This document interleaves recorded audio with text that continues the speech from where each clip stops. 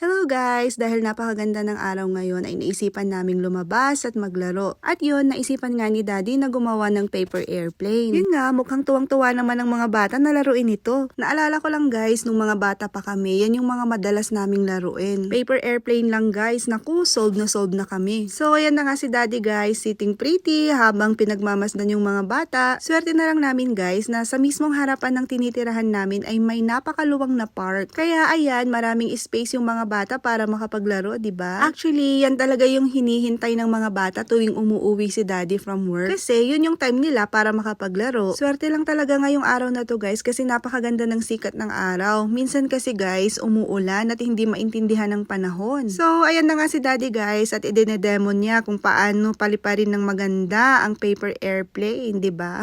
So, ayun, ito naman si Batang makulit na sobrang nag-i-enjoy. Actually guys, natutuwa lang talaga kami ni Daddy na pagmasdan yung mga bata habang nag-i-enjoy sila. Syempre guys, ang sarap din talaga sa feeling kapag nakikita mong masaya yung mga anak mo, 'di ba? So, yun na nga guys, at mukhang napagod na nga itong si Sian, kakatakbo at kakakulit. Kaya ayan, pahinga muna, paupo-upo. Pero mind you ha, malakas pa ang energy niyan guys. So, yun na nga, tara guys at magkape muna tayo. Kasi medyo malamig din ang weather ngayon. So, that's it for today's video guys. Babush! Follow for more!